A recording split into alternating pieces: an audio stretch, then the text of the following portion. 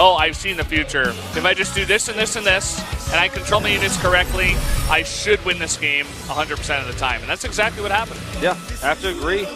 Bryan Terrace is going to be our second map here, so this should be interesting. There's gold bases, a lot more mineral income, so a lot more timing attacks possible on this map.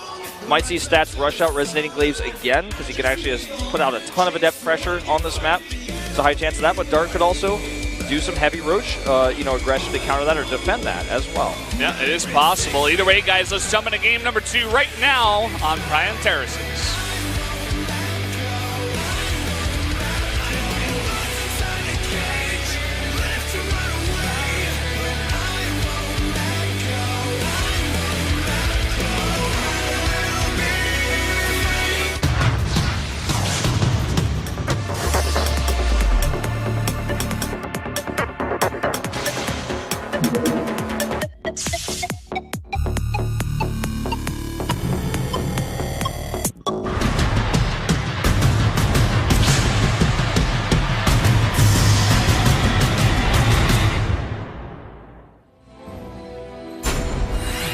So number 2 here on Bryan Terraces, the crazy map with the gold bases. Down here in the bottom right in the red, the Zerg player, it is Dark.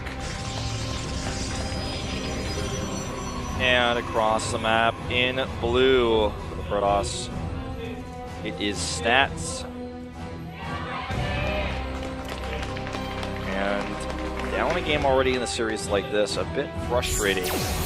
Yeah, Dark's one of these guys that I've never actually played in a pro game against Dark, but I've played against players like this and other sports and stuff with the guys that are very cocky, that they are very confident to the point where if you lose a game like this, you can feel the effects of losing to someone like this. It gets in your head, and I saw a little bit of that in Stats' face after the game. He's taking long drinks of his drink, and he's like, not feeling good about that one. Definitely, and, he's affected, right? Yeah. So how he plays the next parts of this series, I think, are really important, because if he's already feeling the effects of dying to an all-in in game 1, when we start going into game 2, and he loses another game, I think the momentum is massively in Dark's favor, who's already the favorite in this match by most people's, estimation. So, we do see Dark taking that second gold base already. Wow. That's so fearless. He's just like, okay, Stats is just never going to attack me. But Stats does have a scouting probe out here, and even though Stats is kind of known as more of a passive player, not a guy that's going to all-in you all the time, maybe something will trigger, because it's very scary to give 2 gold bases for free to the Zerg. You don't want to just sit back and be like, hey, okay, I'll just play a regular game and let him have this for this long. I think Stats is going to add a Twilight Council just like last game. That's my guess. Oh, he's going to put it, not only make a Stargate, but make it right underneath the Overlord's vision. So no secrets here. Yeah. And this is, another good way to harass and punish Zerg players. Yeah. An interesting build we've been seeing work occasionally in places where you don't think it's really going to kill the Zerg is Mass Phoenix Adept. Sometimes with 2 Stargates, sometimes you just Chrono Boost out a bunch of Phoenixes very fast and make a lot of gates instead for more Adepts. But it's like the Zerg doesn't expect it sometimes, and then all of a sudden there's a huge amount of stuff to hit both the air and the ground, and you can lift any of the heavy units to get your Adepts into position, and the Adepts will just shred through anything that's light, of course.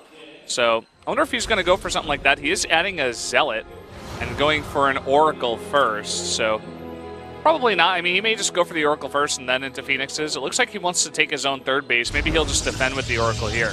Yeah, I think this is a really smart choice. Dark took this base early, but is actually now making a ton of roaches to counter pressure.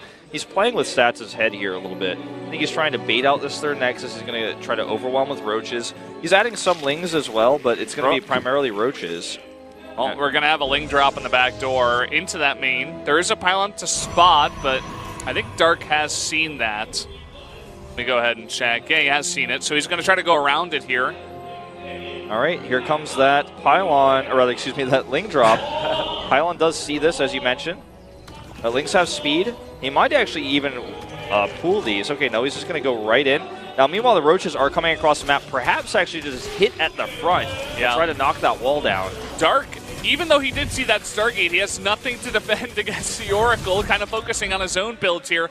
Ling's at the front, not going to be able to do much against these Adepts, but here come the Roaches. Yeah, the Roaches here are actually just going to sit underneath Oracle Fire and not care. But Stats does have a third base on the way, as mentioned, but he has to survive this before he can make use of it. So many probes already going down. But don't forget, Dark is at 14 workers. He lost 9 drones back at home. Okay, we're going to see the pylons being the target yet again.